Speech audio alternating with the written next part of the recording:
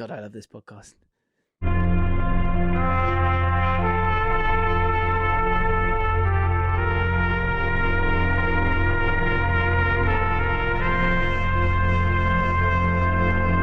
Because I'm loving Big Ange instead. Don't make me hate him. Don't make me hate Ange. What would that song do that to you? Do you know what's weird? Why did I believe in Ange from day one? Because you know your stuff. Good afternoon, Should we say this sort of... No, we're off. We're off, are we? Jim, can I ask you a question? Yeah. You know, take that drink, because this is going to be spicy. All right, the last question last week didn't, you know... Lots of rattled Liverpool fans in the comments. Well, we do have, and actually, we must precursor. One must precursor, if that's even a phrase. Now No. we've got a lot of new people. We've got a lot of new people. Who are these people? Now, and you've got lots to learn. That's all I'll say. So if you are one of those new people, stick around and I will explain, because there's a couple of comments that did like we've got Jim's Big Laugh Award this week. And actually, do you know what I'm going to say it? So he said, Nate Young, 189. I imagine you're new to the podcast. Yep. And welcome all of you. Okay. I think, look, if you, as we've said previously, if you stick around with this podcast long enough, you're going to bloody love it. All right. You're going to bloody love it. I'm not bothered. And I'm excited about that question, Flab. I'm excited about it. I want to hear what that is. And I presume everyone watching right now is desperate to hear what the hell is going to come out of your mouth. Okay. After last week. Frothing at the old, you know. Yeah. Well, we'll talk about that as well. Nate Young, welcome, firstly. Secondly, he says, who's this guy James has brought in to do the podcast with him? He looks a bit like Flav, but he really loves football. I do love football. I do. I told you, Jim. Didn't I not say towards the back end of last season I've fallen in love with football again? Well, Did I not say that to you? Do you know what I've not done? Is I've read two comments. There was another comment that was better than that one, and it said, "Who is this guy?"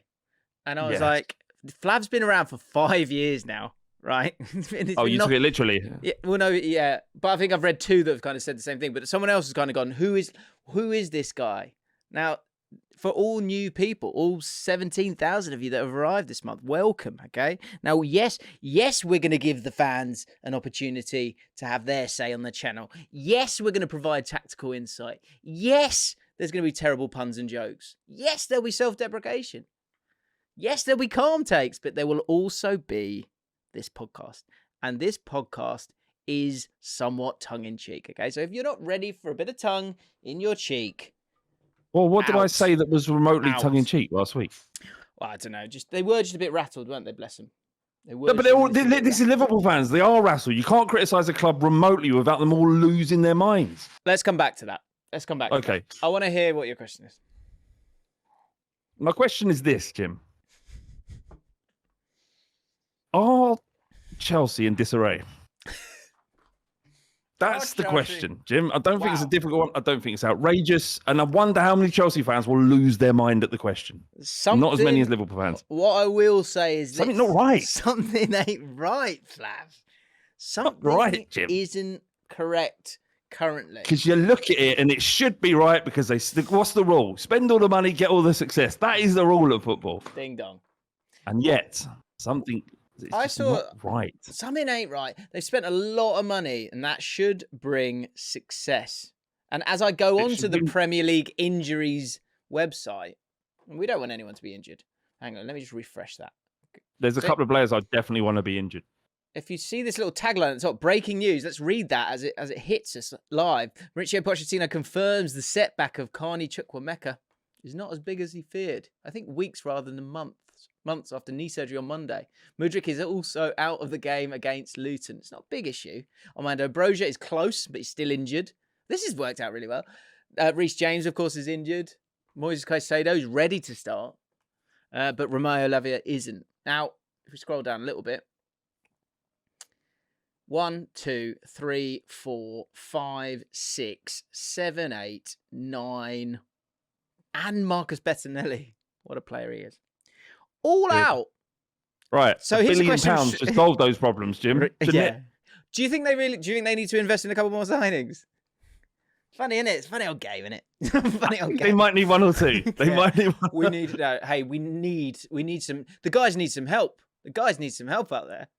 Spent a lot of the thing is, James, for a Chelsea fan, this is so frustrating because £1 billion guarantees almost everything in football if you do it correctly. And they've done it they've done it the opposite of correctly. What's the opposite of correctly? They've done it incorrectly, Jim. Yeah. They've done it incorrectly. They can't. It's just mental. Like, I look at that Chelsea squad, and as you know, I know nothing about football, so I don't know why people get so offended by things that I might say about their football club, because I've gone at lengths over years to say I don't know anything about the bloody game. But what I would say is I look at that Chelsea side. But I'm here and I'm here every week. I'm here and I'm bloody successful. That's it. I looked at that Chelsea side. I watched them play against West Ham. Watched the whole bloody thing, Jim. Yeah. And they were shit. And that's being kind. Let me ask you this, Flav. Let me ask you this. Okay. I'm going to take a run up. Right. Did Chelsea like it up them? I'm not sure they do. I'm not sure they do, right? And which leads me on to another tab on my computer here, okay? Because I'm going to show you something here, Flav. Right? So we've had a look at the injuries. Look, you don't want people to be injured. And what I will say, maybe invest in a physio. There are a couple of players that I wouldn't mind being injured. I'm just saying. Okay. Said that twice now. But maybe look at the medical team. Something ain't right here. We've got our beloved patrons obviously with us live. You can become a patron yourself if you'd like to. And Jack Hancock says 57 first team injuries since last season, by the way. Great stat. Well done. Okay. Now, I think they're a bunch of creeps. No context to that. Right. Do they like it up them? Well, the West Ham game would suggest no. Now, let me show you the fixtures for this week. Ding, ding, dong. Luton, you need to share your stream because I can't see anything. Well, I'm worried about your picture getting a potato. All right, save it, leave it, and I'll riff with it. What it is here is the first game, Chelsea versus Luton. Now, this may be one of those podcasts where in 48 hours, Chelsea fans are going, who else is here after? Right? But a win against Luton, other than like a 7-0 drubbing, doesn't matter. They have to win 7-0 to come back us. Right. I might have to open another tab here and have a look at transfer market, the market value of these two teams. Because I'll tell you now, if Luton beat Chelsea away from home and Caicedo starts that game, I don't know what I'm going to do. You've got to ask the question. I'm going to enjoy it. I'm going to enjoy it. Well, okay. Do you want to run up for that? I'm looking forward to this question. I can presume what it is. What is it? If Luton come to Stamford Bridge, right, little old Luton, who have no right being in the Premier League. I mean, never right because they, legitimately, got promotion. But reality, they shouldn't be expecting to go to Chelsea and get any kind of result. If little old Luton goes to Chelsea and get a result, Jim, it does beg the question. Has he got to go? I mean, it's not ideal, is it? Let's put it that way. Total market value. Has he got to go that evening? Maybe. 1.21 billion. 900. How can you spend $1 billion and your total market value is less? Interesting. Anyway. Poor. 970 million. I'll scroll down. Luton, 72 million. Right. 72 million plays against 970 million away from at the Bridge. Now, I presume they'll be fine. I'll presume they'll be absolutely fine. Chelsea will be all right, yeah. I mean, I'm sure they will. With the star power they've got there, surely. But this is my point, James, is what star power? When you look at that squad and think, where's the stars? Show me a star in that team. They're seedlings, aren't they? Who isn't 38 years old? Who isn't 38? Yeah. That mad, isn't it? They're seedlings, aren't they? That's the thing. They're watering seedlings these don't always. Poch is we on a weekly basis or daily basis having a wee on these seedlings and hoping they'll grow. My worry, Jim, would be sometimes seedlings they don't grow, and what happens? How hydrated is that urine? That Poch is. Yeah, weeing on the secreting. What the big what if, and we know this, it's not even an interesting conversation anymore. But the big what if is, what if some of these players just don't cut the mustard, and they're on 8-year contracts. How motivated is Jackson going to be coming over and go, well, 8 years, 100 grand a week for 8 years, and I have to do nothing at all? Yeah, except turn up and train. Yeah, I'll do that. Do you want me to run through that wall? But I've got an 8-year contract, 100 grand a week. I'll do it next so I'm year. not going to run through that wall. That sounds difficult. Yeah, but I've got that contract. It's easy. That could be. Do you think that is an actual legitimate concern for having too long a contract? Can you have too long a contract? All right, okay. So a case in point at Tottenham is Ndombele. Could you imagine him on an 8-year deal at Spurs? He was on a 5-year deal anyway. We managed to ship him out for 2 of those years, but that's the same principle, Jim. Yeah. Because there is always a thing, isn't it? I remember Junior Hoyle that came alive on the 3rd year of his 3-year deal at Queen's Park Rangers when he was on 65 grand a week or whatever it was. So you could see that. Because it's like, I don't even know what the name of it is, but it's got to be something. It's like deadline theory. Like when you're at uni or school or whatever, and you've got 3 weeks.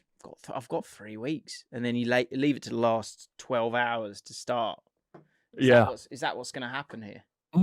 Maybe not in every case, but they've gambled so that doesn't happen, and that's. I mean, it's not a worry because no one have any issue with watching Chelsea being completely disemboweled footballly, in a football sense. Just dissolve. I would have no issue with Chelsea dissolving. It's not a problem, but it's such a weird strategy. Like everyone's going, well, why hasn't everybody done this? How comes it took Todd Bowley to come into the league and suddenly everyone knew about it? It wasn't a secret. It was just no one did it because it's a bad idea. It's risky. We don't know. You wait. Yeah. What I think in sort of principle, I get the idea. I do get the idea. And I've said that. I've said that on less tongue-in-cheek podcasts. Maybe one's called The Ripple Effect. I don't know. Search Ripple Effect with James Lawrence Allcott, and that's up to you. I'll leave that with you. Okay? But it's a great way to spend money. It's a great way to spend lots of money without breaking the rules. I get it. I get the genius in that. But does it work in a footballing sense? Does it work? Will these players come good? You can't guarantee it. Too many moving parts. Yeah. And are we remembering the narrative? Which is also a very good series. I don't know if you guys have seen that. Just search it. Just search my name and the narrative. You might find that as well. It is very good. The narrative around Chelsea, that's the thing. Like, again, in principle, it's all cool. But this is what I say this every year, and I believe it more and more each year. Kind of the story, the best story can kind of be self-fulfilling because because the noise is so much louder when it fits the story that works for the masses. So, although if you're reasonable and you give these seedlings time, then you would imagine they will all, they should, 1 + 1 should equal 2, right? Why? No, but it never does in football. No, it sometimes does. It can do. It certainly can do, yeah. But, again, so through our years in football media, things like, I remember Leicester City won the league, and then the story the next year was them getting relegated. So they were up against it. With Arsenal, for several years, the story was not about them winning, it was about them losing. And it's kind of the same for Man United as well. And for Chelsea now, the best story for the masses is for this to completely fail. Yeah. I'm not saying it will. It's the best story for football, isn't it? You don't want this to be how you win, surely. No, I mean I don't want people spending £1 billion when we can't scrap together like a meal to buy a bloody striker. You look at Villa and Hibernian last night. It was at Hibs that they beat. Mm-hmm. The discrepancy in value of their squads and what they can spend. It would take, Simon Jordan was talking about it on TalkSport, it would take them something like 15 years to amass the amount of money that Aston Villa has spent on their squad. Yeah. Or can generate in revenue. I mean, it would be a great story if Luton could do something tomorrow night. Wouldn't it? The Twitter will they could do something because Twitter kicks off, isn't it? The amount of people that tweet me tomorrow going, he's got to go tonight. Definitely. Do you think where does Rory go tomorrow night if they lose to Luton? Where does he go? So Rory's in a tricky position, isn't he? Because and I agree with Rory. I said this. I'm trusting Rory's initial gut feeling on Pochettino that it's the right guy, it's the right project, it's the wrong club. Was that Rory's summation? I think so. Well, yeah, I think so. And he thinks Chelsea's the wrong club for Poch? Just because because of the how many games and the story that's there for him is going to make life difficult. Chelsea managers generally don't have time or a given respect. Jim, generally, can I just ask you a question, Jim, please? How many games? Like, if he are we playing it? How many games without winning? Yeah, we'll play this game again. Let's play. I think it's a fun game. Fun game. Explain the game for new. So the game for people new to the podcast, the game is we look at a manager's recent track record and the situation they find themselves at a football club, and we ask a very simple question: how many games must they lose or not win? Actually, how many games must they not win in a row in order to be sacked from that football club? So they can draw. They can lose. They just cannot win. How many winless games can Pochettino go before Todd Bowley goes, fuck, I need to sack you because I've fucked up again? Right. So they've not, and I think what's good as well with this is that they haven't won a game this season yet. Let's look at what's their running, Jim. Give me a few of the games. So it's Luton. Yep. If they don't get them. Guaranteed 3 points. Guaranteed, isn't it? Then Forest at home. Luton at home. Forest at home. Bournemouth away. Tiny little Bournemouth. Yeah. Tiny. They're barely there. If you look close enough, you look through them, they're that small and fragile. Well, we're playing Bournemouth at the weekend, and all I've got to say, I've got nothing but respect for what they're doing down there. until next week. Yeah. So, James Warner in the chat and Joseph Wilcox. James says five games. Joseph says 8. 5 games. Rufus says 6 games. 3 games, Catherine.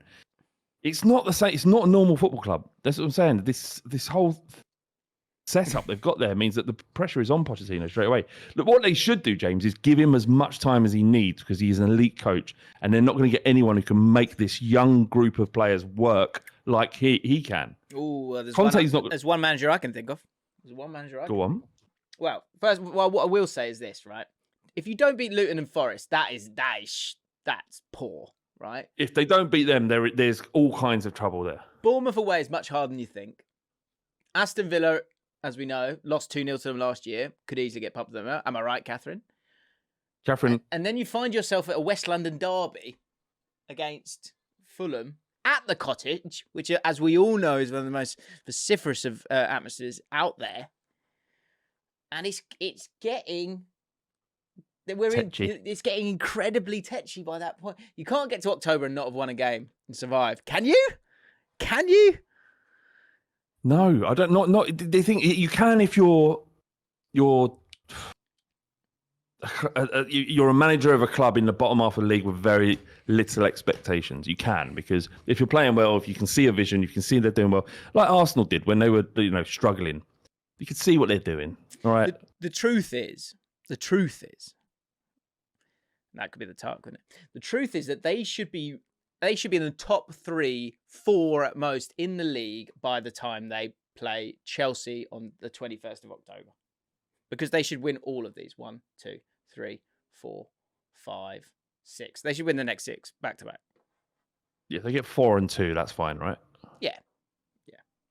If they don't get a result out of those next 6, then he's got to go. Samism in the chat there. Paving over the cracks, says Rufus Atrill. It's papering over the cracks. That is alarming. I've never seen a Samism in the wild. Amazing. Everybody look at him and laugh. Really tough for Rufus now in the chat there. Yeah, Rufus. How'd you come back from that, Rufus? I'll be interested. If you want to get part of the chat, then you can join our Patreon. You can see this. We're recording it live. You can get involved. We respond to the chat as you say, as you can see. And Rufus has just made a right fool of himself. I think what you need to do now, Rufus, to redeem yourself is we need about 10 comments from you between now and the end of the podcast, and they all have to be phrases, and they all have to easily link to what we're talking about. These make sense, and they can't. And you better not get one wrong, Rufus. Better not. James, is he not allowed to just sort of hold his hands up and go, I'm sorry, it happens. Let's just move on. I think that's fair as well. Hold his hands up, I'm sorry. Setting a challenge, no. I think he's got it in him. Unlimited week ban. That's a Samism as well. What does that mean? Unlimited week ban. It's not, I mean, he means... The chat's in disarray, Flav. The chat's in disarray. It's a mess. Yeah, one man who could fill the boots. That works, right? That's not Samism, is it? Of Pochettino. Oh, me and my mate Dom, I saw him at the pub this week, right? And I said, we had this moment. I don't know if you've had this moment. You know, when like a word, you're using a word and like, that's a word, right? And he was like, that doesn't sound right. And I said, so I can't remember the exact phrase, but I said, breathed. Breathed. You can. Hang on a minute. Me and Dom were like, is that a word, right? Breathed. I haven't breathed. Like, it was like. Is it? I haven't breathed. It is a word. Yeah. Of course it's a word. It just doesn't sound right. When do you use it, though? I don't know. I hadn't breathed like that in age or something like that. I haven't breathed. It feels clumsy. It does feel clumsy. Something's not right there. I haven't breathed like this in ages. I haven't breathed. It is. That's correct. Breathed. I haven't breathed like this in ages. Maybe this is what we did for about 10 minutes. Just going, breathed. Yeah, breathed. I breathed. Breathed? I haven't breathed like this. Yeah, breathed is fine. Yeah. Okay, good to know. One man who could step into the shoes or boots, it could be Postecoglou. Is he better than Poch? Is he? Because something's going on. Something's going on. What take over from? What are you talking about? Mate, money talks. Okay. Leave Tottenham and join. Nah. Imagine that. I'd end it because I love him so much. Big Ange Postecoglou. Has there ever been a manager with such this is going to be harsh, you're going to get annoyed about it, with such little Premier League experience that it's been so loved so quickly? Like, the PR around him is incredible. Like, we all really like him. Does anyone dislike him? Jim, can I just say some words here? You can keep your Pochettino, Conte and Mourinho, and even Christian Gross. Because everywhere we go, we're loving Big Ange instead. James Black wrote that. Singer-songwriter. Robbie Williams. Fuck Robbie Williams. Listen to me. No, it's a great question, James. It is a great question because the answer is no, and he's come from relatively nowhere. For 2 years in Scotland, managing Celtic, guaranteed success. Admittedly, the brand of football he was playing was impressive, but the league is so poor compared to what Celtic have. Then, fine. But it's what you tell me. What is it? Because I know why I love him. I love him because he isn't Conte, because he speaks he shoots from the hip, Jim. He speaks from the heart. Yeah. And Dave Jones in his place, didn't he, on Sky last week? Yeah, but he talks like a normal human being, as opposed to Conte, who would send like riddles, and you'd have to figure out what he's trying to say. It's refreshing from my perspective that he is so normal and his football is so exciting that's all we needed from Spurs fans. But from your perspective, what do you think it is? I think I remember doing this at university. You looked at the sort of sporting models of different countries, right?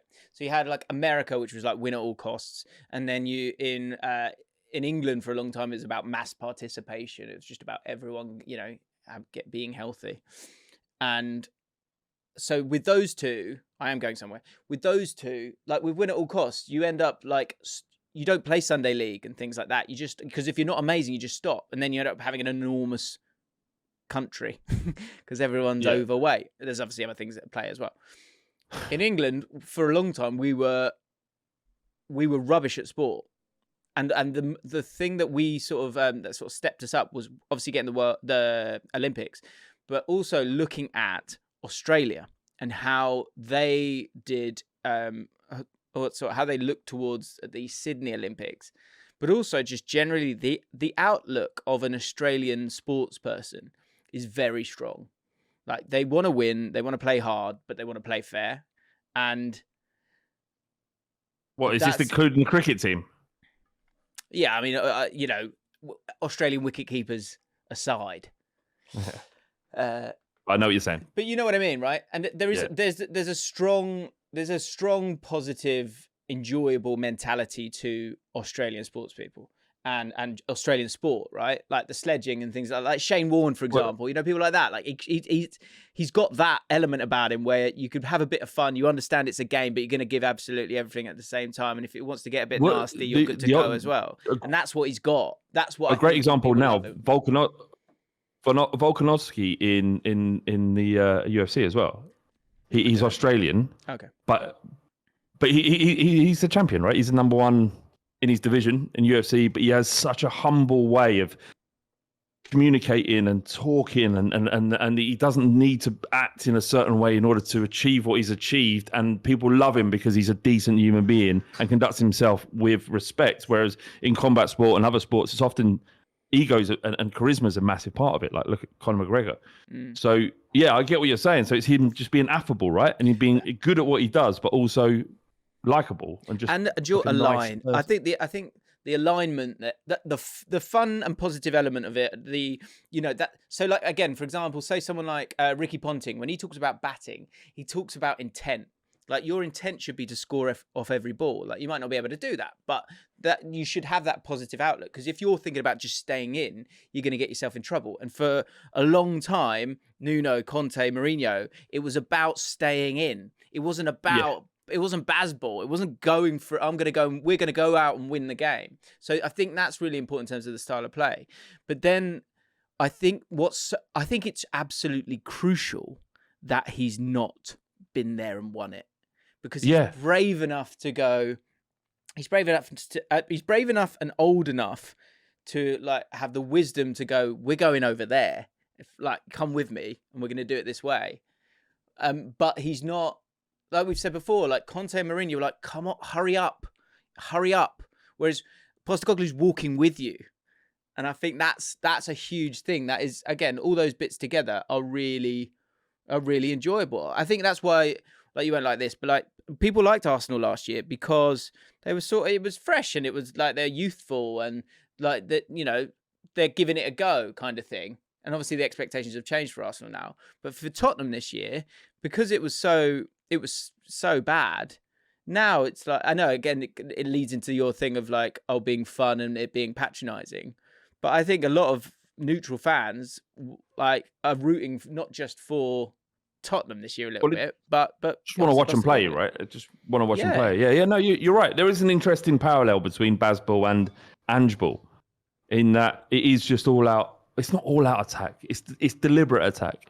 It's understanding that if there is an opportunity to make something positive and attacking out of a situation on the football pitch, then we must take it. And there is no negotiation about it. This is how we're going to play. If there is an opportunity to push that ball forward, then we will take it.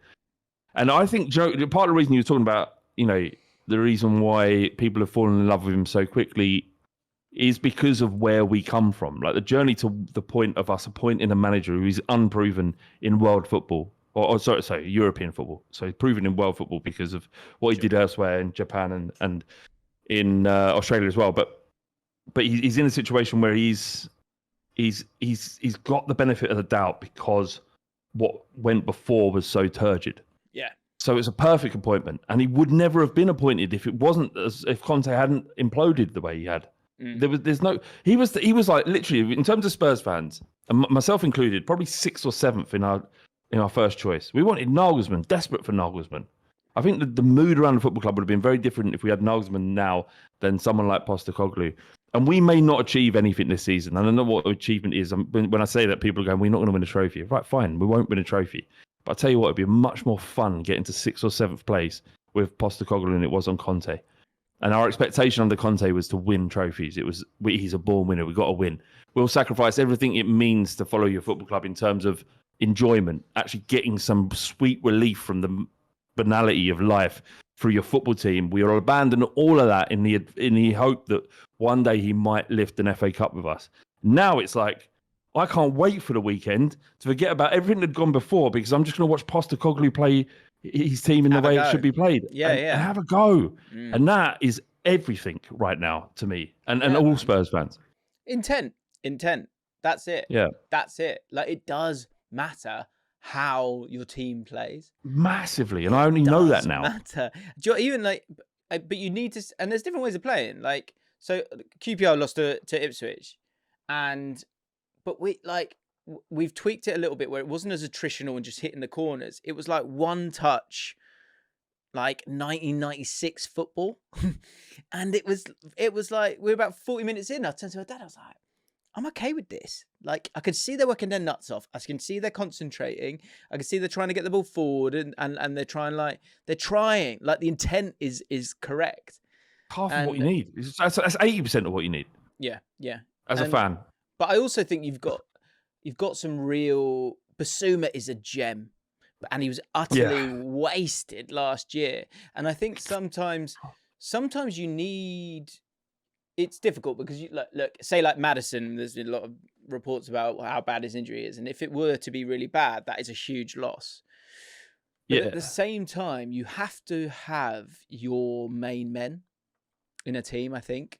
And because I think Arsenal are having a little struggle with that at the moment, with the fact that they're trying to cram in quite a lot of people in there, and it's incredibly impressive, and it's incredibly complicated, and it's incredibly well coached. But there could be moments where you're kind of getting in each other's way a little bit. Whereas with Tottenham, like if you have a look at their average positions, it's like Basuma's just like boom, and Maddison's just like boom, and it's like get the ball to those two guys and work around him, and that I quite like that can still occur.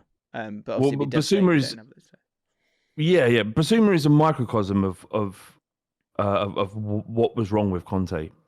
That fundamentally had his ideas and his way of doing things, and he looked at Basuma at some point last year, probably around this time, and went, that geezer isn't good enough to play in my team. For a coach of his experience to let his ego get in the way, because it can only be that. You can only look at Basuma and think, this guy isn't good enough because the club have signed him because the Conte didn't identify him as a target.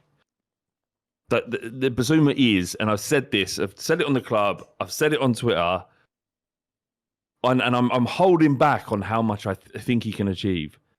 But I think he's at least top 3 number 6s in the league as it stands. Now, he has to play to that potential in order for that to become a fact. But right now, in my opinion, he is. I think he'll finish the season as a top 3 central defensive midfielders in Europe. But doesn't that massively prove how it as much as it being about who you are and what you can do, it's where you are, and so important. Because if you think Basuma being so great getting the move, he was playing at a team where he was kind of playing he was important. He was important, and they had the ball a lot, and they were attacking. So he then goes into this other team, and you're playing complete opposite football. They weren't doing that. It doesn't work. Yeah, it doesn't work. But now you've gone back to it. So he's probably as good as he was before. You need a manager.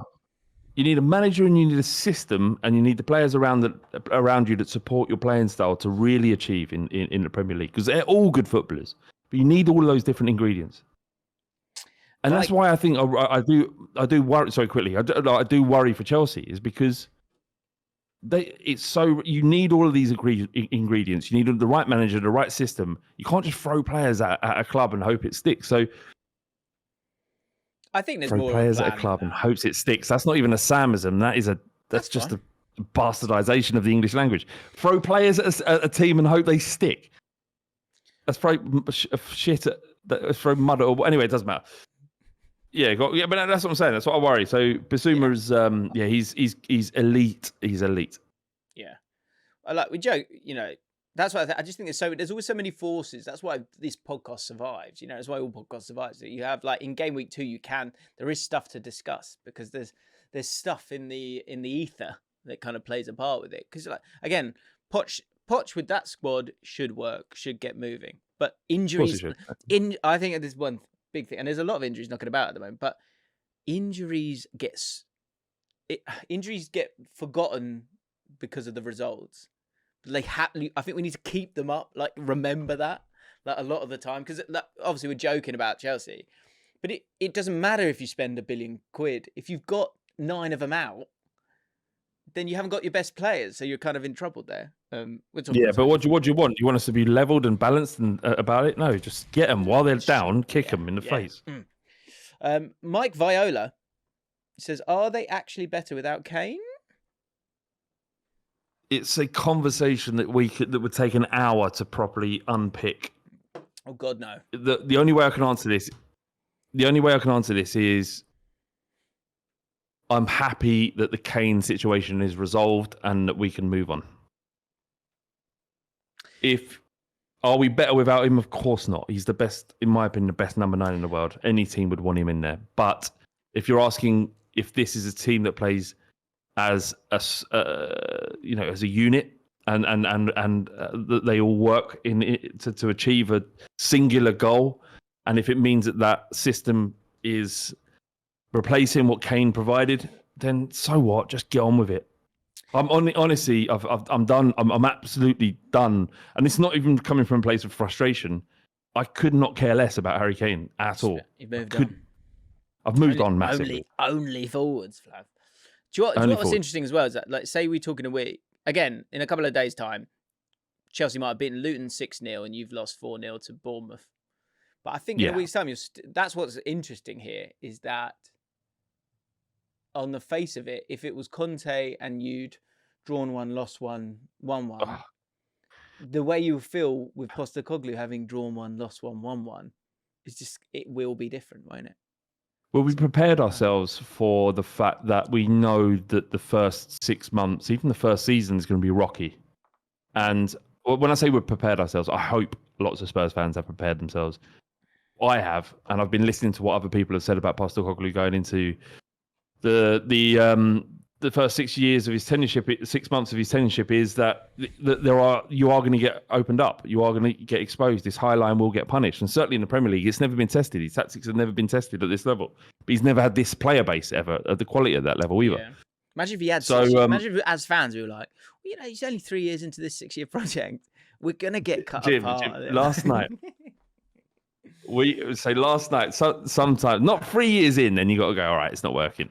But not now, not in the first 6 months. But we were on the WhatsApp group with the boys, the Fighting Cock boys, right? Last night, it was just me and T, and we'd both had a bit to drink. He's on holiday. Tiskies. He's in Morocco. He's Tiskies.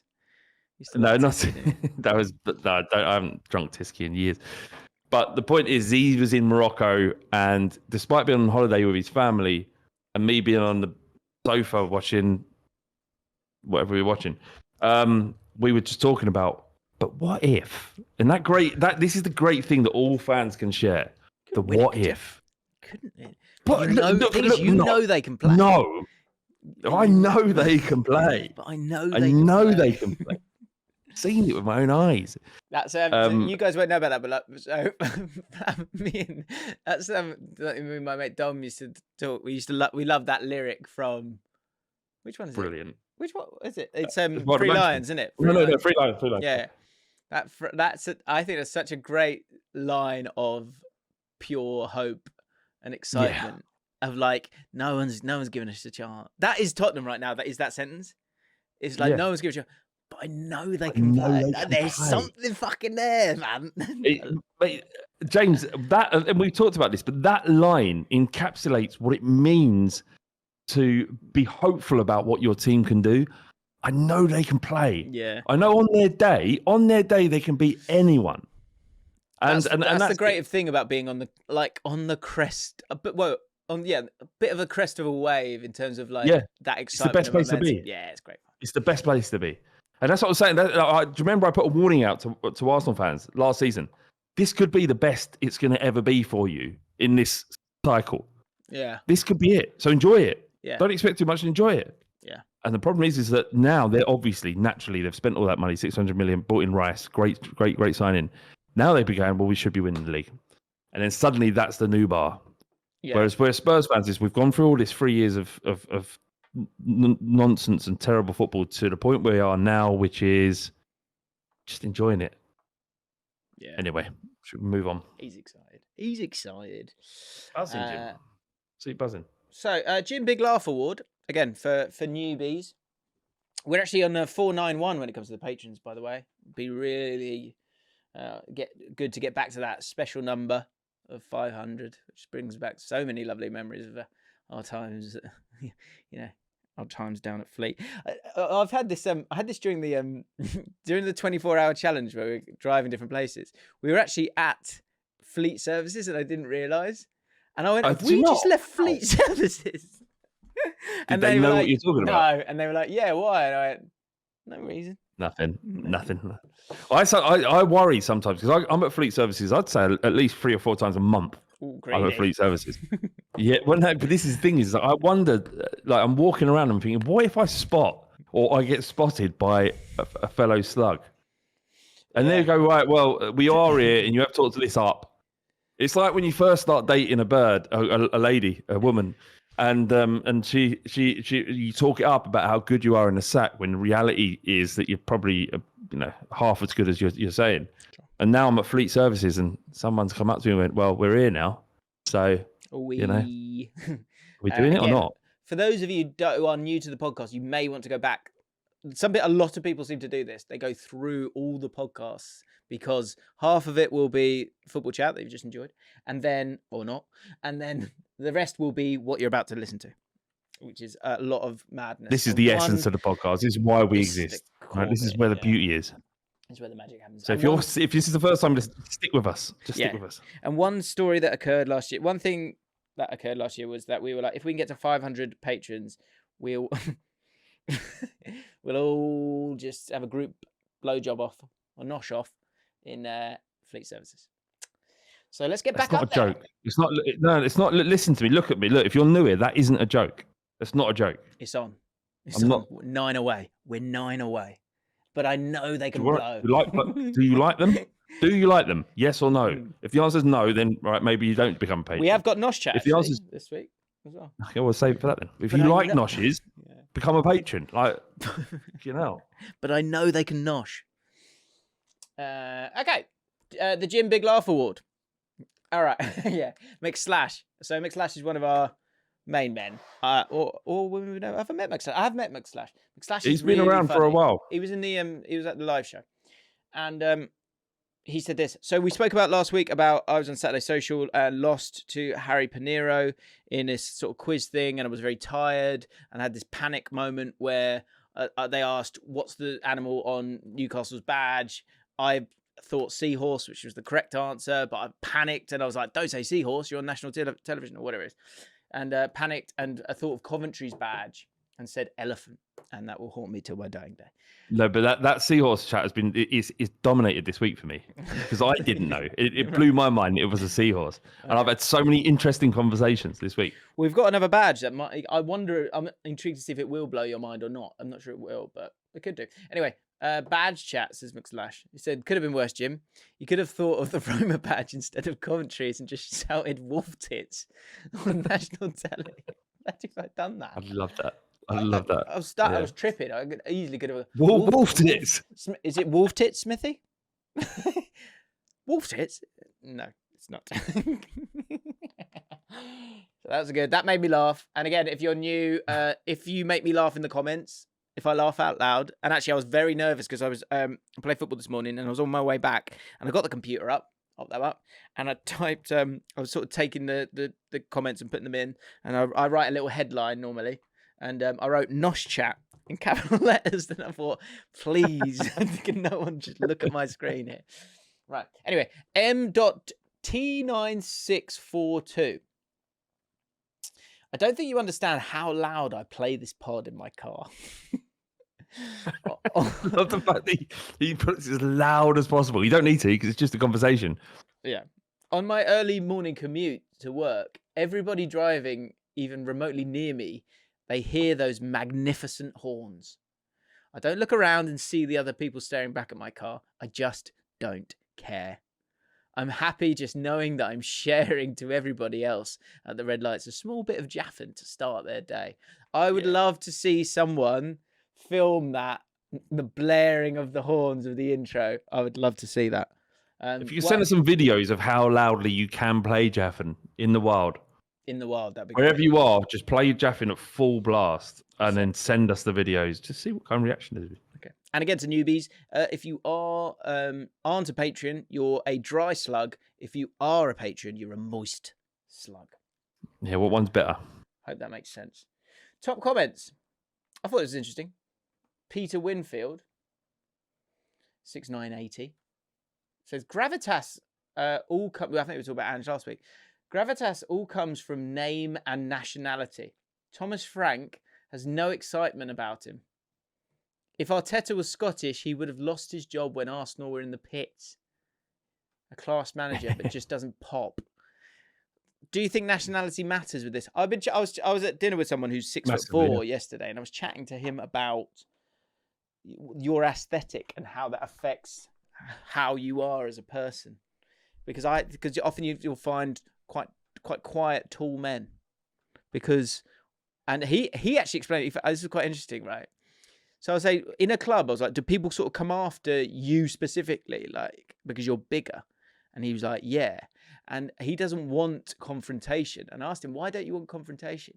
And he said, and I never thought about it like this. He said, if he gets into a scrap, right, he's not getting 50% from the other person. He's getting every last drop. And I was like, wow, I'd never thought about that. I've never thought. He's like, if it kicks off, both the person he's fighting and then his mates are going to go, that guy's enormous. We've 100%. Pile on and give absolutely everything to take down this behemoth. And you're talking about 5 inches. You're not talking about like 4 foot.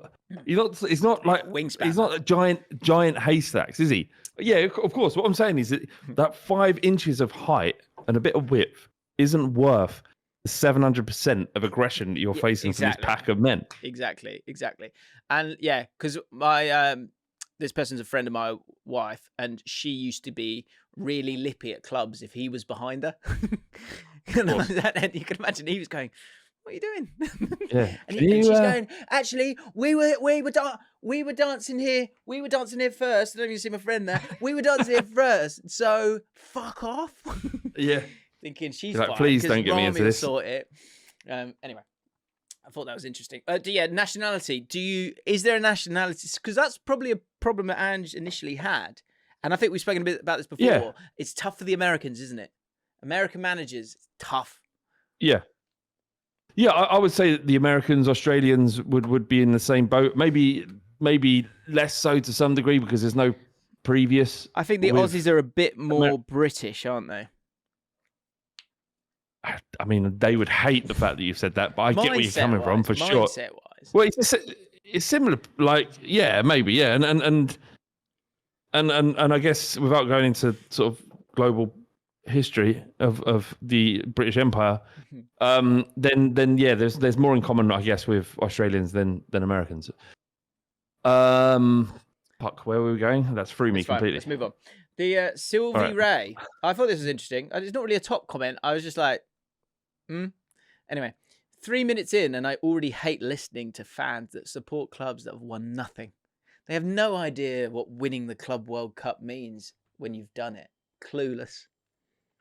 I love that energy. Because that's where you got to be. Who are these peasants talking about what we're about to achieve? So hang on. Do you have a better? If I don't know, like Sylvie Ray might have just won might have just won a medal at the gold medal at the World Championships. I don't know, right? I don't know what the sporting integrity is of Sylvie Ray 13. I think she just chose to support Manchester City. Well, I think this person's a Liverpool fan, to be honest.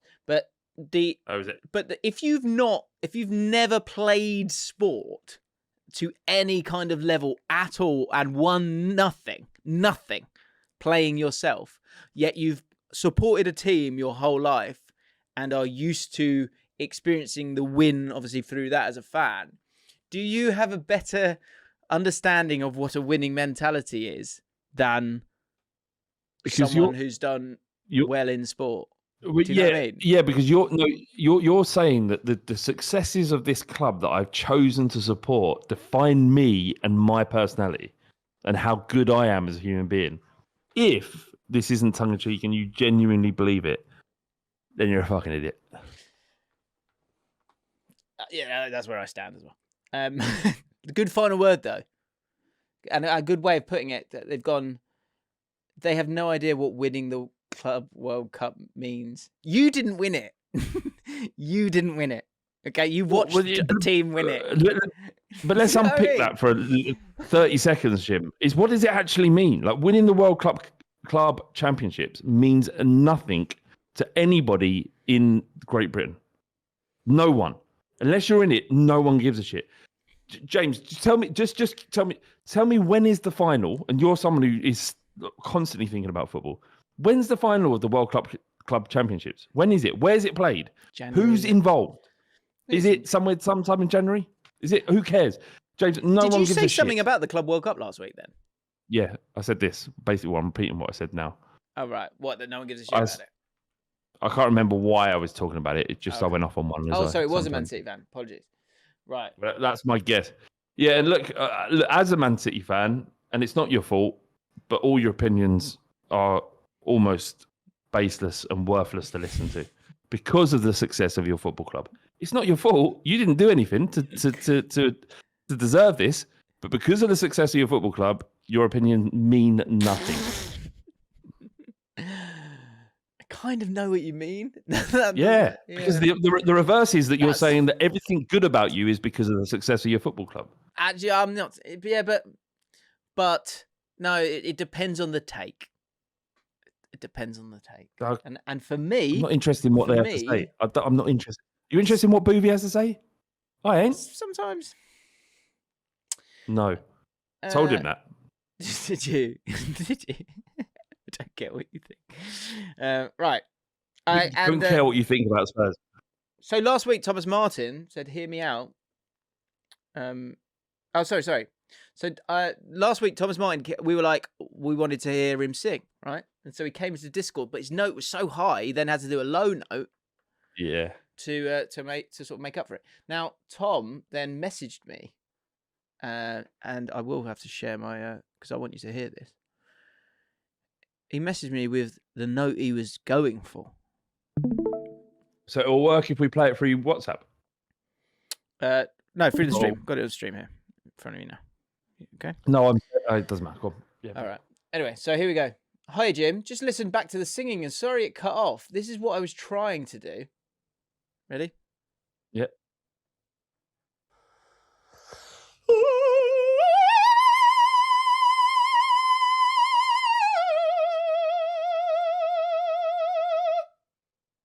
God, I love this podcast. God, I love this fucking podcast. One more time? One more time? Do you want that one more time? Yeah. But wait, can you just give it a little bit of context once more, because Thomas Martin is Nigel Martin's son. Do you know what I was thinking earlier, super quickly. I've got Tom here. Where is he? I've lost him. Tom, I forgot Nigel Martin's name because all I could think of was your name, Tom. I just want to let you know that, all right? Because we do caveat a lot of this Nigel Martin chat, because I get it. He's a great player. But you've surpassed him for me, just to be clear. No offense to Nigel. Thomas Martin is a professional singer, an operatic singer. Is that fair to say? And he's the son of Nigel Martin. And Thomas has been watching this podcast and listening to it for years. And we did a live show back at the tail end of last season, and Thomas sung us. What's the song he sang? Lesson Dormer, Notion Dormer. Lesson Dormer, and it was incredible. And this is further example. One more time, Jim. Yeah, and do you know what I would like just to break this down? Listen out right at the start for the breath, for the deep breath that he takes before this powerful note.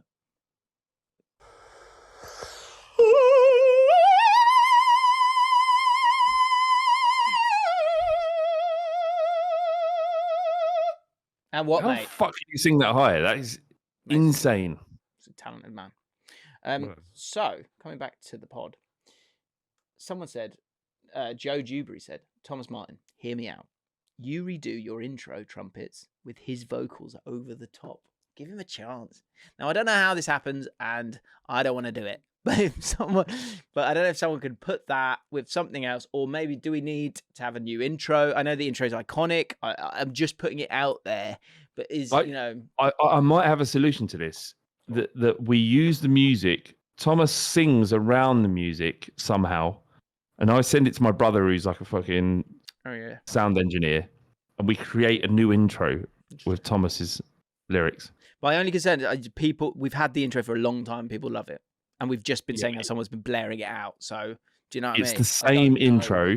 It's just that Tom is accenting it. He's he's ameliorating it. Oh, that's all I'm saying. Let's give him a go. Give the boy a go. Yeah. Give him a chance. Send him the music. See what he comes up with. Okay. Here's a new bit. Epic reframes. That's epic reframes.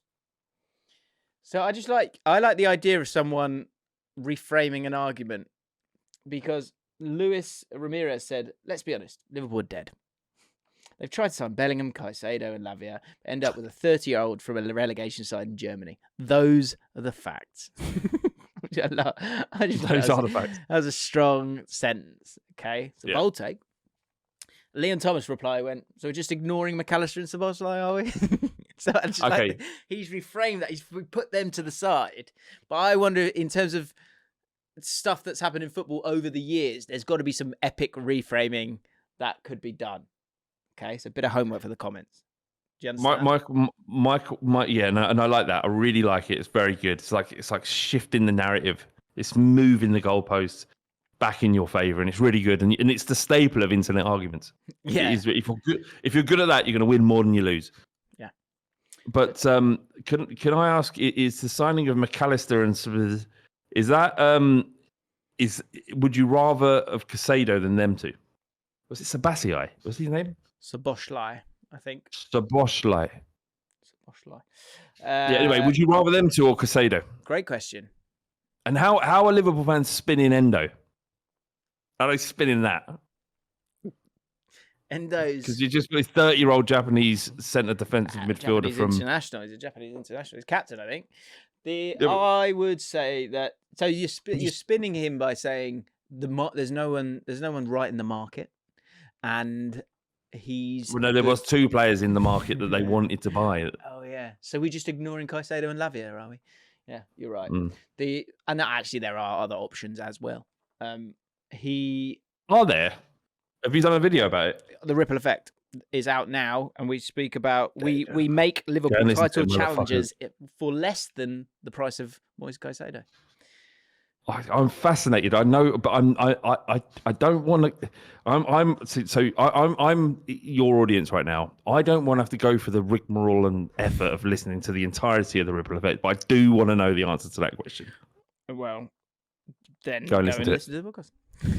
It's right there. It's right there. You can watch it as well. Title challenges. How much money? How much money then? Just give me that. How much money did they have to spend to become title challenges?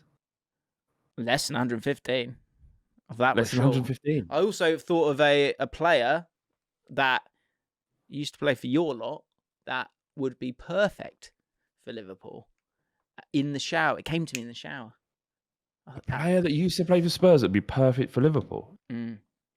But it's not. Listen to the pod. Okay. I was just wondering if I could get the Ripple Effect.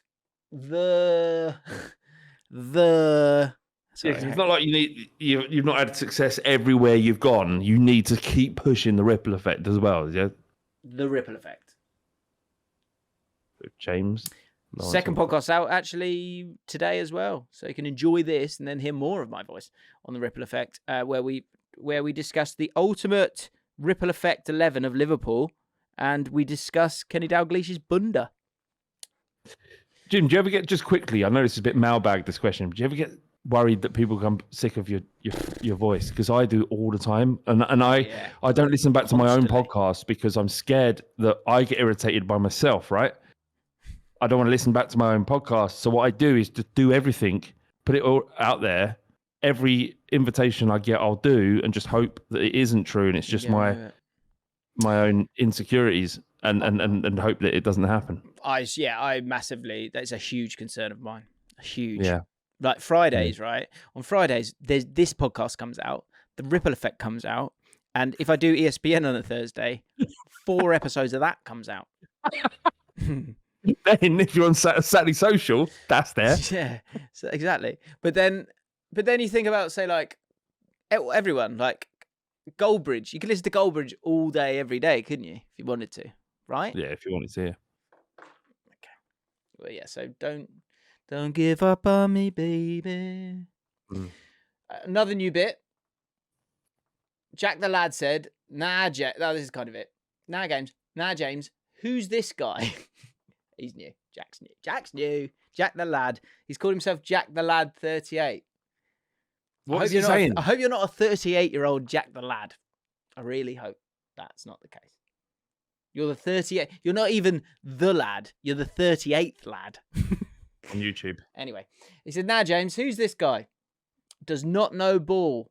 Absolute prisoner of the moment FC." Now, I quite like that. I quite like that. So you... Oh, right. So you're sort of taking... You're enjoying the moment. A prisoner of the moment is the state where an opinion is based on things that are happening right now. Right. So every bit of good mental health advice would say to you, live in the moment. Don't think about what happened previously.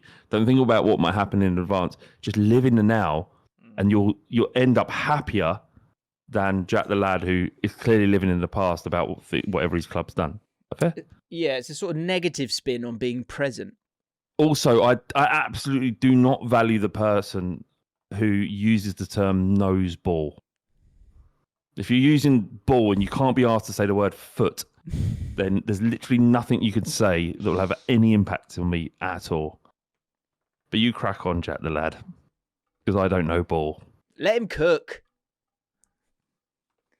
Quite like that one. Oh dear. It cooks. The rise of cook. It's cooking. Yeah, it's the rise of let him cook. It's everywhere. I've started using it a little bit. It's everywhere. It's fine. But sometimes, do you know what I mean? It's good for a bit, and then it's like, okay. What was one that people used to use? I'd love to, like, if anyone can remind me, that would be good. Things that people used to use in sort of football lexicon that they've now like calmed down with. Yeah, shit's old football terms. There's a new one that's box crashing. There's a lot of people talking about and volume pass. They need a volume passer. Also, like a 6 and an 8 and like a 10. Like all the numbers, the rise of the numbers is there's definitely one as well. Yeah, but that I give that credence, right? Because the numbers are situational based, whereas previously they were positional based. So it makes sense to me. Like when someone says a 6, I know what they're talking about. Attacking 8. Yeah, it's all good. No, it's all fine. It's good lexicon. But like, it's the people are. James Warner's just come out of nowhere and just went Techers. No one says Techers anymore. No, that's a good point. Gone. Well done, James. Good work. So prisoner of the moment, I was thinking that. So if there is a prisoner of the moment, that doesn't fit. I felt like it was a bit. Maybe it's not a bit. Maybe it's been gazumped by these. These words that left us. Shit footballing terms. Old words. Yeah, value passing. Value passing, Jesus. Yeah, progress. Yeah, there's a lot of these words. You know what happens when there is a chance movement creation? Or there are people that are desperate to seem like they know what they're talking about, will create a language that people outside don't really understand, so that they have to be asked to explain it, therefore underpinning their perceived intelligence of a situation. I don't know. Who are you talking about there specifically? I feel like just people that trying to make themselves. That felt personal. No, it wasn't actually at you, Jim. I wouldn't do that. But if it was, there are people out there that have made a career out of talking about football that all they really fucking do is regurgitate what the Athletics say. He's gone there. Which is, I mean, and the Athletic is very impressive. I subscribe. I do too. I do. Yeah, I read about football now, Jim. Dude, I'm regurgitating it right now. I do. As men in our, well, no, you're not even in your 30s anymore. I was about to chuck you in there, silly me. But you would wonder. I did think that the first home game of the season. I thought, you've got me again, football. You've got me again. I honestly, because again, the thing was like, I know they can play it, right? Gareth Ainsworth, if your team's losing, he's a nightmare of a manager because he's just like continuously positive, and he says this phrase, gave everything way too much. But if you win the game, and you go, they gave everything. You go, yeah, they fucking did give everything, didn't they, Gareth? Like, if we could go on a run and shut up everyone, honestly, I don't think the fizz in my chest would just be lovely, and I'd really enjoy it. Okay. The problem is if you continue to lose and they continue to give everything, then there's a problem. Yeah, that's the problem. Yeah, again, the formula is not great if you don't get the points. Like again, at the end of the game we lost 1-0, and he was out the front going clap them. We were kind of like, do you know what? Yeah, we're gonna clap them because actually that was good, and I see what the hunger was there, right? But you better start. You talk about the fizz. The fizz. Win. Yeah. You get the fizz you get a fizz in your bollocks, don't you? When Postecoglou, well, we're frothing at the bollocks. You get a fizz in the bollocks. Right, interesting. Here's something I was chatting to the wife about the other day. There's two. I can't believe I'm about to say this. There's two scenarios where I regularly in my life get like bollock ache. Right? Bollock ache. Yeah, bollock ache. Right? Okay. Two scenarios, right? Sporadically, not every time, but sometimes, like when I'd go to a club, right? I didn't think that sentence was coming. wait. I thought you meant like when I sit on my bollock, or if I accidentally flick my bollock. When I go to a club, right? No, like it's like a dull ache, like, and I feel like it's like the bass of the music, right? It's something like that, right? And the second time I get it often is when I'm ironing. Really? That is fascinating. So I know that the bass of the music would be a problem for someone like you. Right, I know that because of the size of them. It would, like, the reverberation means they're rubbing together in a very kind of on a molecular level. Your bollocks are rubbing together. The ironing stuff, rub together, don't they? Come on. They're massive. Anyway, go on. Yeah. But the ironing stuff, I don't understand that at all. Yeah, I don't know what's going on there. Anyway, are you masturbating enough, Jim? Probably not. Can you? Can one must? Yeah. I Right, think anything more than one a day is unhealthy. I want to chuck this to you. Jared Kelly, he said this is more for the prisoner of the moment thing, but anyway, move forward. Liverpool will finish at least 20 points above Tottenham. You guys need to chill. Thoughts? Agree with that? I don't think I do agree with that. No, okay. I think we'll easily get within 20 points of Liverpool. Look, you've made a bold claim there, a bold statement there, Jared. What are you going to do if you don't? Yep. What are you fronting up? Yeah, good point. Let us know. So new bits. In terms of new bits, we've got epic reframes. We're going to forget prisoner of the moment. Old football lexicon. Sort of come and gone, especially in the sort of especially in the last 4 years, because I think there's been a lot of like sometimes like ball knowledge and things like that, kind of a big thing at the moment, which I'm not a fan of it. I'm not a fan of ball following anything really, apart from foot. Like Ange ball, Conte ball, fucking Howe ball. It's just what you're talking about is tactics. It's just a way a manager plays. It's been that way since the fucking game begun. It's the new, Watergate, and then everything got put gate at the end of it. It's that, isn't it? It's that. Yeah, but what when are you did trying that to turn? achieve? Was it Bielsa? Bielsa ball. Was he first? I think there's. Yeah, that feels right. No, I think it might have been before that. So when Klopp came in, it wasn't just. Sorry, Tom just wrote blue ball. Blue ball, good work, Tom. Bringing it all together. When Klopp turned up, it was just the name of his tactic was I get it wrong. Was it Gegenpress or Geigerpress? Gegenpress. Gegen.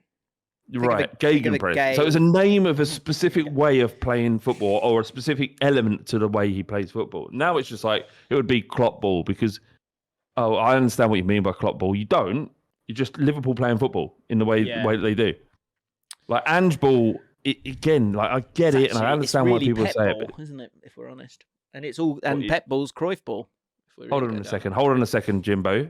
So what you're saying is because so hang on a fucking minute. You're saying to me, right? Ange ball is less credible than Pep ball, merely because he played in the lower leagues. No, I'm saying Ange ball is derived from Pep ball because Is it though, or maybe he was playing it before Pep? How do you know? I think didn't he learn it at a club that was basically part of Man City? No. He what sure? I've heard. Actually, I've got emails to back this up. Genuinely, I have emails and a couple of voice notes from Pep Guardiola saying directly to you. Go on. No. I've intercepted them on their way to Ange, saying thank you for allowing me to play your tactics with this abundance of finances and support from the biggest clubs in the world, so that everyone thinks I'm great. And meanwhile, Ange Postecoglou is Marinos or whatever that team was he managed in Japan, and he went, "You're welcome. Go forth, my child." I've got that on record. Okay. Cold bars. Another new bit. Ready? Another new bit. So I was on. I love this. I did ESPN so last true. week. I did. Yeah, it's so true. I did this So I did ESPN last week, and Kweku was on it, who's doing the narrative. He's gonna have a YouTube channel out soon. He's a lovely person. I think I love the way he finds interesting angles. He's got great vocabulary as well. He's just great. And so he's going to be hosting the narrative this year. And anyway, we were chatting about the narrative. And I said, the thing is, and this just came off the top of my head, but they were like, that's a bar, Jim. I was like, okay. I said, thing is with the narrative, everyone's kind of got an opinion on it, but you can't see the whole wall when I've only shown you one brick. That's an Allcott line, okay? Cold. Oh, that is nice. Yeah, I like that. Yeah, let's go please. I like that. So, so that popped like a bar in my head. And then I read this and I thought the same thing. Felt like this was a bar. Right, are you ready? Yeah, of course. Daz Annex. It's 22:05. Not all pee-pee times are poo-poo times, but all poo-poo times are pee-pee times. It sounds like a lyric from Kanye West's latest album. Yeah. Poop-diddy scoop. He's 100% right. So let's break that down. What is actually? Sometimes when you go for a poop, your body goes, "You need a wee," and you're like, "All right, well, you're right. Yeah, I do need a wee, and let's do everything all at once, so I don't have to come back here for 4 hours or 8 hours." So not all pee-pee times are poo-poo times. Yeah, of course, but all poo-poo times are pee-pee times. Lovely. Yeah, that's something that should go down the annals of philosophy. So what I would like, if you've got a cold bar, get it in. It could be on anything. It could be on football. Cold bars. It could be on anything. It's called cold bars, and I want them. It should be a sentence. How many words is this? 1, 2, 3, 4, 5, 6, 7, 8, 9, 10, 11, 12, 13, 14. 15 words or less. All right. Yep. Jack Hancock says, strike while the poo-poo's hot. Doesn't mean anything, Jack. Yeah, weird. I read it out. Thought it was funny. It wasn't. Sorry, Jack. Just doesn't mean a thing. Might even edit that out. Nah, probably won't. No, wait. Hold on. He's got to learn. I should have read it out for me. Yeah. Oh, you're not going to hear that though, are you? No, we did. Oh, you did? Oh, he heard it. It crushed his soul. What about this? No. That in the production value. There it is. It was late though. Took a second. Oh, okay, let's leave it then. Leave it. Right, Samism. Hannah Alawa. I've got a Samism. My dad and I were talking about how easily players fall to the ground. He goes, they have to make a big deal about it to win a foul. And I went, yeah, they have to make a meal out of a molehill. That wouldn't taste nice. And Sperry with the Samism says, Samism by my mate after Brentford's equaliser last week. That's thrown a spanner amongst the pigeons. That's mental. That's crazy. Like what's your brain? Calling it? No. I believe it's 100% true. I just think it's mental that his brain has allowed him to spurt that out of his mouth. I was on the call to Sam Peoples earlier today. 7 chat. Find out really? how he is. Yeah, just see how he is. He is fantastic. Killing the YouTube game, isn't he? Of course he is. Of course he is. He's still mildly furious about things, but is he? He is killing the game. But there was a couple, and Sam, you'll be listening to this, and I love you, mate. I really love you. But there were a couple of Samisms that I picked up. Did he? Oh, I wish I was there, mate. Record that stuff. That goal. That's a like a. Yeah, it's a bit much. I wouldn't do that. Right. How long have we been going? Oh God, bumper edition. Right. let's keep going. Nosh chat. Let's keep going. Nosh Nosh chat. Kieran Kinsella. Little Nosh chat. This is funny. Having been with my missus for 3 years, a nosh is something that rarely happens. In the past week, I've been treated to 2. The first was a welcome surprise, and while I obviously didn't turn down the second, I couldn't help feeling what she had done that warranted 2 in a week. It's an odd feeling receiving a nosh and experiencing a sense of dread at the same time. I've decided not to push the issue. I've decided not to push the issue and just enjoy the renewed upturn in noshing form. Great comment. Interesting. Well, that's it. Is that the end? Yeah, that's it. So like we were saying, how many games before they've got to go? How many noshes before you get suspicious? Well, What's up? That is a great. Do you know what I mean? Like, if someone's having an affair, they're going to give you more blowjobs. They're not, are they? So what is it? What's going on? But I think we may be sort of thinking it, and maybe she just wants to make more of an effort, and she's trying to make you feel good about yourself and desired. Like, it doesn't have to be a negative aspect. Although my mind state would probably go to the fact that if my missus just 3 blowjobs in a week out of the blue, 2 in a week. 2 in a week. Oh, 2. No, two. I wouldn't suspect anything. I think so. If you're listening, Olivia, any week. Hang on, but so you wouldn't get suspicious with 2. What if does the amount of days in between matter? If it's a Monday Sunday job, are you there's no suspicion? But if it's a sort of Thursday Sunday, what's going on here? Oh, well, so I'm if it's 3 days between, I'm thinking that is perfect. That's exactly what I want.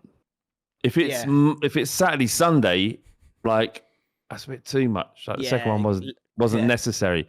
But if Wednesday comes around, that's perfect. Yeah. Fully I don't think I'd ever get to a stage where I think, actually, no, she's having an affair because she's giving me a blowjob. I don't think I'll ever be in that mind space.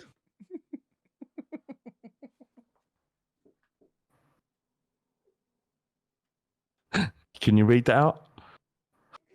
Oh my God. What's wrong with you, Jack? Sorry, I just said fully replenished. Have you read what Jack said? No. What's he said? Oh God. No. Don't. Interesting. I'd like to know. Yeah, get to the. Sounds dodgy, but get to the bottom of that. Kieran, what's she up to? What's she done? I reckon I think she's either borrowed a top or something of yours, like a jumper or something, and lost it, or she's done something to something of yours, so she just wants credit in the bank. Yeah. Credit in the sperm. Either way, you're getting blowjobs. Yeah. Sometimes just keep your mouth shut. you not. Just stop thinking. Stop letting your brain get in the way of your a good time. Yeah. If it continues, if it carries on, then you're winning. If it stops, then you got to stop worrying. With that game, that, like, how many would lead you to get suspicious? If it was like 5, you go like, you're right, love. I was thinking 5. Yeah, I was thinking 5. With no sex, just instant blowjobs. I was thinking 5. Yeah. No, thank you. Get your coat, which apparently was a bit last week. I can't even remember it. Ashley Smith says, get your coat moment. When your team concedes a 3rd goal and the manager remains expressionless. Now, this might be one for a future pod. I do find it interesting. That is good. What are you supposed to, when you're losing, what's the right amount of expression whilst not losing your cool or having lost the dressing? Do you know what I mean? So we knew that Sherwood was done at Spurs when he was in the stands when we were 4-0 down. Really? Yeah, then you knew, like, what? Like, so the Spurs fans at Liverpool, it's Liverpool away at Anfield, and we were singing, "Where is our manager?" And you look down at your touchline, and he's nowhere to be seen, and he's on the phone, and he's not like, there's no red card. He's just sitting up in the stands, just watching. Like, yeah, better view though, isn't it? Always find out. Yeah, you can see. Hidden in plain seahorse, off the back of last week. Thornton, that new bit can be called Hidden in Plain Seahorse. Thank you, Thornton. Sorry, I just want to give you the credit. Pierre Hines, he got. So this is. Do you believe this to be true? If you whistle, the noise comes out of your nose. That's why you can't whistle with a blocked nose. What? Hold on. Let me try this. What? Say that again. If you whistle, the noise comes out of your nose. That's why you can't whistle with a blocked nose. No, it's bullshit, you dickhead. I did the same. I went. It's obviously. You're a fucking idiot. Peter, don't use it as an opportunity to take the piss out of us. Use it as an opportunity to blow our bloody minds. Yeah. Like, what was it? It was clicking fingers, wasn't it? That's where it came from last week. So that is mental. Like, just in case you didn't watch last week's episode, if you click your fingers, and this has blown my mind, the noise doesn't come from this part. The noise comes from this finger hitting the rest of your hand. You're actually clicking your palm. You're clicking your bloody palm. And I'm 41 years old, nearly 42. Sounded like Partridge there. Matteo Dufour. Weird badge conversation reminded me of Watford's Hornets and their Moose badge. I just wondered if you'd seen that. Yeah, so what is the Hornets and the Moose? What's going on there? Yeah, what is the Moose and why are they called the Hornets? Hornets is the colour, like the black jacket, I think it's called. Right. Or yellow jacket, rather. I don't get it. But yeah. I don't know what the Moose is. Let us know. I don't know if this is good or not. Thomas Powell, badge animal chat. Who would win in a fight between the following club's animals? Preston North End versus Swansea. Winner stays on. Can I just just get you there? Because I sent a tweet out last week talking about the which club had the hardest animal on their badge in the Premier League. Right. And I put that tweet out, and it's relatively interesting. But a guy called AP, he said, "Fuck it," and this got 16,000 likes off a quote retweet of something I tweeted. Right. This is a Premier League table based on how likely you are to survive an encounter with the main emblem of the badge. Do you understand what I'm saying, James? Are you listening to me? Yeah, I am listening to you. Sorry. I am listening to you. Jim, so I'm sending it to you. Oh, you're sending it to me. Okay. League table. Send it to you now on WhatsApp. Have a little look. Because it's good.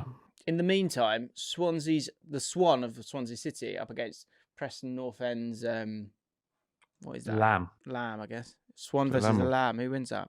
Or is it a sheep? A swan will fuck up a lamb, yeah. That would run away before it was even a thing. Okay. Good to know. Right. Right, hang on, let me get it. Here we go. Okay, so this is a league table based on how likely you are to survive an encounter with the main emblem of the badge. So here we go. So 20th. Fulham. Some letters. Ain't nobody getting fucked up by letters. Fair. Exactly. 19th. Everton. Ooh, big scary tower. Fuck off. Forest. Tree. This is good. Bournemouth. What is that? Tom? A model. It's a model, isn't it? But what I like is that he's put Bournemouth in there because he's not sure what it is. And it may be better than the tree, so just stick it in. Yeah, human would take a tree. It's not moving. It's a living thing, isn't it? Yeah. Seahorse. Seahorse taking the model. I think the model crushes the seahorse, personally. Man City, a big fuck off boat. Never trust the sea. Never trust the sea. Luton. It's a bee, is it? Are they bees? Got double B's here. Yeah, well, they've got a beehive. Right. You could have used hat, but you went for the bee. So it can hurt you, but not much more. A hat swats a bee, doesn't it? Yeah. Seagull. Brentford suck it. Fuck seagulls.